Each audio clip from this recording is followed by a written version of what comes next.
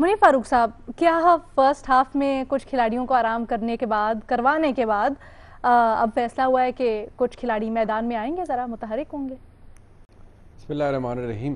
देखिए, आपका बुनियादी सवाल है वो कि फ़ायदा या नुकसान। मेरे राय में, मेरी जो भी नाकिस राय है उसमें तो यही है कि कोई भी जो पॉलिटिकल एक्टिविटी है या उसमें जो मुतहरक होना है, उसका नुकसान तो शायद नहीं होता। पार्टी के लिए तो उसका फ़ायदा ही होता है। एक बिल्कुल आप खामोश बैठे हों, कोई बड़ी मूवमेंट ना हो, कोई लोग वर्कर इंगेज ना हो रहा हो, कोई जलसा जुलूस ना हो रहा हो, तो फिर तो एक स्टेटस को का सा माहौल होता है। लेकिन अगर आप निकलते हैं, अपने वर्कर को भी इंगेज करते हैं, उससे इंटरेक्ट करते हैं, उसको बेशक किसी भी मुद्दे के ऊपर हुकूमत के ख़िलाफ़ बुलवाते हैं, शोर मचाते हैं, तो उसका फ़ायदा तो फिर पॉलिटिकल पार्टीज़ को होता है। लेकिन मुस्लिम लीग नून के हवाले से देखिए, ये बड़ी एक जिसे कहा जा सकता है बड़ी मैकेनिकल किस्म की अप्रोच है मुस्लिम लीग नून की। Mechanical, why am I using this word, because आप अपनी कन्वीनियंस से, शायद सियासत में ये भी होता है, इट्स ऑल्सो पॉलिटिक्स, कि आप अपनी कन्वीनियंस के हिसाब से अपनी पोजीशंस को एडजस्ट करते हैं। पहले आप ये देखते हैं कि कितना अरसा हम खामोश रहेंगे तो हमें फ़ायदा है, फिर आपको ये डिटर्मिन आप कर लेते हैं कि नहीं यार, अब ये वक्त गुजर गया है और अब जो है हमारे बोलने में फ़ायदा है। सो बेसिकली इसका ताल्लुक आपकी अपनी ज़ात, आपकी पॉलिटिकल इंटरेस्ट, आपकी पार्टी के पॉलिटिकल इंटरेस्ट, या मैं अगर ये कहूँ, अलाउ मी टू से, कि आपके अपने वेस्टेड इंटरेस्ट से होता है। इसका ताल्लुक मुल्क से नहीं है, किसी ग्रेटर गुडनेस से नहीं है, आपके अपने पॉलिटिकल इंटरेस्ट से इसका ताल्लुक है। सो फेयर इनफ, मुस्लिम लीग नून अगर ये कर रही है और करने जा रही है, मरियम नवाज़ शरीफ नो डाउट वो एक क्राउड पुलर हैं।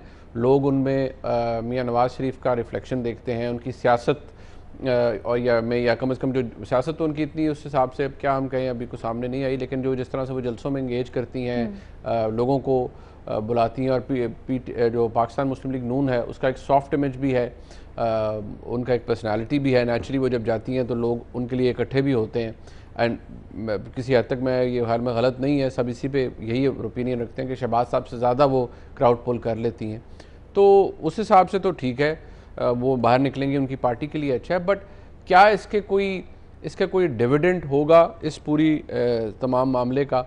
That is yet to be seen, only time will tell, because मुझे नहीं लगता कि अनलेस के देयर आर सम एग्रीमेंट्स और अरेंजमेंट्स। और अच्छा मुनीब, शेख रशीद साहब ने एक और पेशगोई की है, कहते हैं जी अगर वापसी ना हुई नवाज शरीफ साहब की 10 को, तो फिर शीन लीग और नून लीग हमें अलग अलग नजर आएगी।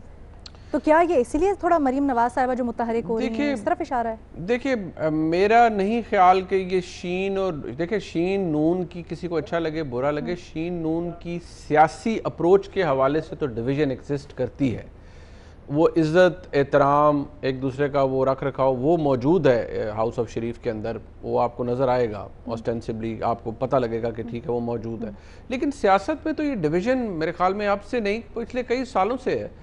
और ये आप पूरी पिछली मुस्लिम लीग नून की हुकूमत देख लें 2013 से 18 तक, तो ऐसे ही था कि वो शहबाज साहब की ओपिनियन और होती थी, वो कहते थे यार इस तरह मतलब पंगे ना लें और इस तरह हेड ऑन ना करें। और नवाज शरीफ साहब का जो पूरा दौर था 5 साल, ये जो मतलब जितना भी अरसा वो वज़ीर आज़म रहे, फिर मुस्लिम लीग नून का अगर मैं कहूँ 5 साल जो दौर था, नवाज शरीफ साहब की गलती क्या थी? गलती इसलिए मैं कह रहा हूँ कि वो प्रैक्टिकल पॉलिटिक्स से उस अगर देखा जाए तो वो शायद गलती है, अगर शायद उसूली तौर पर देखा जाए तो गलत नहीं होगा। और कोई अगर कानून के हवाले से या supremacy of civilian authority over everything वो अगर करेगा या सिविलियन सुप्रीमेसी की बात करेगा तो वो शायद दुरुस्त है।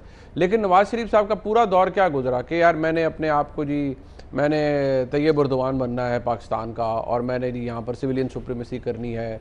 और मियाँ नवाज शरीफ साहब को ये मैंने उनके बहुत से करीबी लोगों को भी कहा कि आपने मियाँ साहब को बड़ी गलत हिस्ट्री कोट कर दी टर्की की।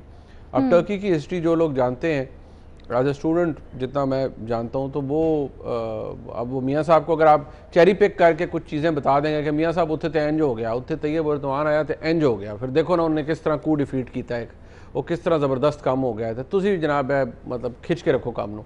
सो if you would say certain things to a person like मियाँ Nawaz Sharif, and if you would cherry pick the history in a way कि वो आपको लगे कि यार ये मेरे मियाँ साहब को ये चीज़ खुश कर देगी, तो नेचुरली वो फिर बड़ा उससे और उसका नुकसान हुआ पाकिस्तान के हालात में, पाकिस्तान की पॉलिटिक्स के अंदर।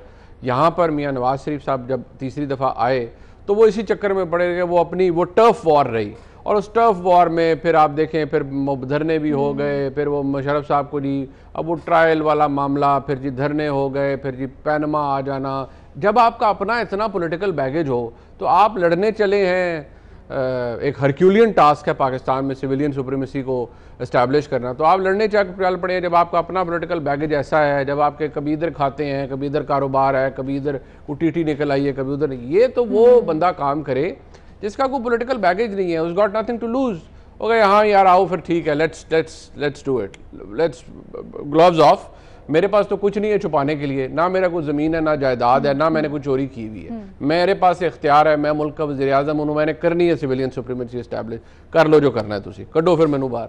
जब आपके अपने इतने खाते खुले हुए हैं, कहीं मिले हैं, कहीं क्या हैं, कहीं ये मामले हैं, कहीं बाहर की प्रॉपर्टीज़ हैं, कोई जस्टिफाई नहीं हो रही, कोई ये उत्थे तुसी ये काम करने लगे, I mean that doesn't work. और फिर इवेंचुअली क्या होता है, वही होता है जो मियां नवाज शरीफ के साथ हुआ, and it will continue to happen like this. People who have got a baggage like this will never be successful. Baggage, yeah, हाँ, ठीक है।